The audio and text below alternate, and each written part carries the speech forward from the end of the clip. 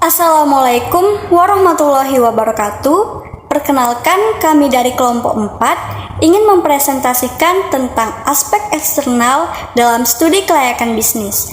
Adapun anggota kelompok kami, yaitu saya sendiri, Vira Rizkia Salsabila, dan teman-teman saya, Armadania Harahap, Dinda Purnamasari, Novika Mayang Putri Silalahi, Salma Khairunisa, dan Titania Oktavia Ningtyas.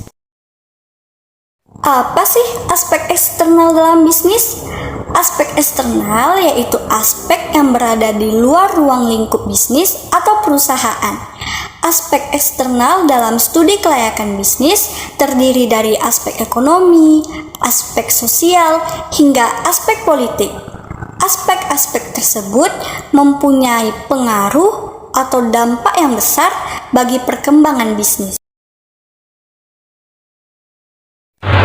Aspek ekonomi dalam studi kelayakan bisnis.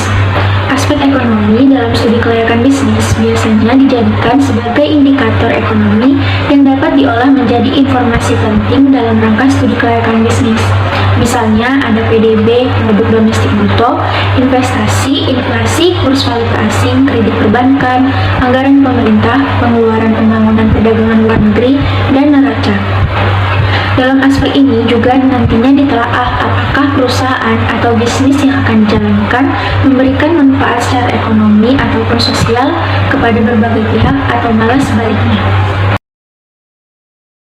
Dampak yang harus dimiliki perusahaan agar dianggap layak. Yang pertama, terbukanya kesempatan kerja bagi masyarakat sekaligus mengurangi angka pengangguran. Yang kedua, tersedianya sarana dan prasarana yang dapat dimanfaatkan oleh masyarakat umum. Yang ketiga, meningkatkan persaingan dalam menciptakan dan memenuhi kebutuhan masyarakat. Yang keempat, membuka kesempatan kerja bagi masyarakat. Yang kelima, menggunakan sumber daya lokal. Yang keenam, menghasilkan dan menghemat devisa. Yang ketujuh, menumbuhkan industri lain. Yang kedelapan, turut menyediakan kebutuhan konsumen dalam negeri sesuai kemampuan. Yang kesembilan, menambah pendapatan nasional. Adapun aspek sosial dalam studi kelayakan bisnis, ada beberapa aspek dasar yang pasti akan diteliti ketika analisis studi kelayakan bisnis dilakukan. Antara lain yaitu aspek sosial.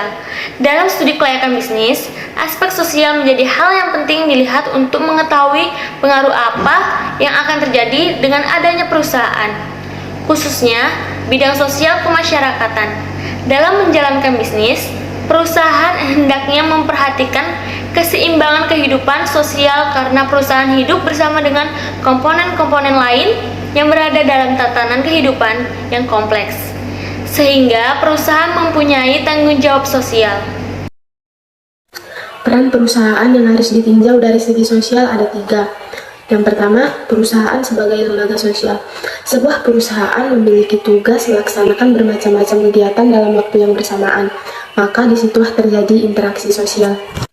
Peran yang kedua yaitu perubahan kondisi sosial yang kompleks, artinya perubahan yang terjadi baik disengaja maupun tidak terhadap kehidupan bermasyarakat yang berpengaruh pada pola perilaku masyarakat. Yang ketiga, perusahaan dalam masyarakat yang pluralistik. Sebuah kehidupan berbagai kekompakan yang mempengaruhi lingkungan perusahaan dalam mendapatkan harapan-harapan sosial, ekonomi, atau politik hubungan antara perusahaan dan lembaga-lembaga lingkungannya menjadi kompleks. Ada 4 hal yang dapat kita lakukan untuk menciptakan manfaat dan aspek sosial di masyarakat, seperti yang pertama membuka lapangan baru, yang kedua melaksanakan alih teknologi, yang ketiga meningkatkan mutu hidup dan memberikan pengaruh positif. Selanjutnya, kita akan membahas tentang aspek politik.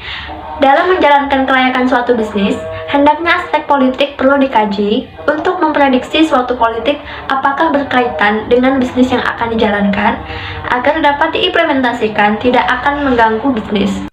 Situasi politik dapat diketahui melalui media massa dan media elektronik seperti internet ataupun elektronik lainnya. Dan berita itu dapat dibagi menjadi 2, yaitu berita baik dan berita buruk yang dapat mempengaruhi situasi politik dalam suatu bisnis.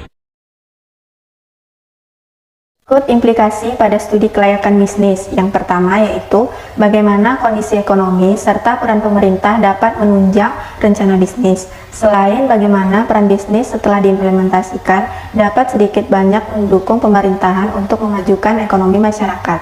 Yang kedua, bagaimana kondisi sosial akan saling mempengaruhi rencana bisnis.